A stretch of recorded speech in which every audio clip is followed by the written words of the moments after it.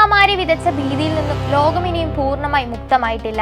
എന്നാൽ അതിനു മുൻപേ തന്നെ നിപ, മങ്കി പോക്സ്, പക്ഷിപ്പനി, ഡെങ്കിപ്പനി എന്നിവ ലോകത്തിന്റെ വിവിധ കോണുകളിൽ വീണ്ടും ആവർത്തിക്കുകയാണ്. ആധുനിക വൈദ്യശാസ്ത്രം ഇത്രയേറെ പുരോഗമിച്ചിട്ടും എന്തുകൊണ്ടാണ് പുതിയ വൈറസുകൾ ഇത്ര വേഗത്തിൽ പടരുന്നത്? ഈ ചോദ്യത്തിനുള്ള ഉത്തരം തേടേണ്ടത് വൈറസുകളുടെ ജനിതക ഘടനയിലല്ല, മറിച്ച് മനുഷ്യൻ പ്രകൃതിയോട് ചെയ്യുന്ന ക്രൂരതകളിലാണ്. മുൻ ICMR വിദഗ്ധർ ഉൾപ്പെടെയുള്ള ശാസ്ത്രലോകം മുന്നോട്ട് വയ്ക്കുന്ന യാഥാർത്ഥ്യം ഇതാണ്. നമ്മൾ വികസനത്തിന്റെ പേരിൽ പ്രകൃതിയിലേക്ക് കൂടുതൽ ആഴത്തിൽ കടന്നു കയറുമ്പോൾ വന്യതയിൽ ഒളിച്ചിരുന്ന മാരക വൈറസുകൾക്ക് മനുഷ്യൻ പുതിയ ആതിഥേയനായി മാറുകയാണ്. ഇന്ന് ലോകത്തുണ്ടാകുന്ന പുതിയ പകർച്ചവ്യാധികളിൽ 60% സൂനോസുകൾ അഥവാ മൃഗങ്ങളിൽ നിന്നും മനുഷ്യരിലേക്ക് പകരുന്ന രോഗങ്ങളാണ്. ലോകാരോഗ്യ സംഘടനയുടെ ഞെട്ടിക്കുന്ന കണക്കുകൾ പ്രകാരം ഇത്തരം രോഗങ്ങൾ മൂലം ആഗോളതലത്തിൽ ഓരോ വർഷവും ഏകദേശം 100 കോടി ജനങ്ങൾക്ക് രോഗബാധയുണ്ടാകുകയും ദശലക്ഷക്കണക്കിന് ആളുകൾ മരണപ്പെടുകയും ചെയ്യുന്നുണ്ട്. വന്യജീവികളുടെ ശരീരത്തിൽ അവയ്ക്ക് യാതൊരു ദോഷവും വരുത്താത്ത കാലങ്ങളായി നിലനിന്നിരുന്ന ആയിരക്കണക്കിന് വൈറസുകളാണ് വനനശീകരണത്തോടെ പുറത്തേക്ക് ചാടുന്നത്. കാടുകൾ ഇല്ലാതാകുന്നതോടെ വവ്വാലുകളും എലികളും മനുഷ്യവാസമുള്ള പ്രദേശങ്ങളിലേക്ക് കുടിയേറാൻ നിർബന്ധിതരാകുന്നു.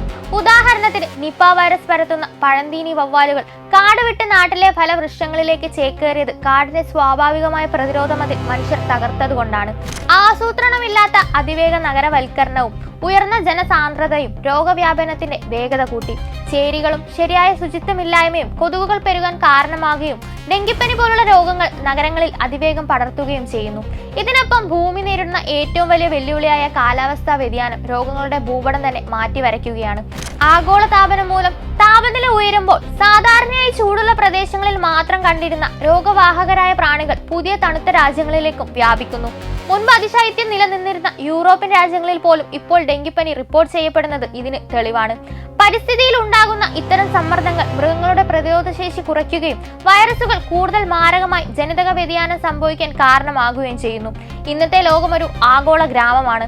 വിമാനയാത്രകളും അന്താരാഷ്ട്ര വ്യാപാരവും മൂലം ലോകത്തിന്റെ ഏതെങ്കിലും ഒരു ഉൾഗ്രാമത്തിൽ ഉത്ഭവിക്കുന്ന പുതിയ വൈറസിന് മറ്റൊരു രാജ്യത്തെത്താൻ ഏതാനും മണിക്കൂറുകൾ മാത്രം മതി. മനുഷ്യന്റെ ഈ അതിവേഗ ചലനശേഷി രോഗങ്ങളുടെ വ്യാപന വേഗതയെ 1000 മടങ്ങ് വർദ്ധിപ്പിച്ചു. ഇനി വൈറസുകളെ മാത്രം നശിപ്പിച്ചതുകൊണ്ട് ഈ പ്രതിസന്ധിക്ക് പരിഹാരമാകില്ല.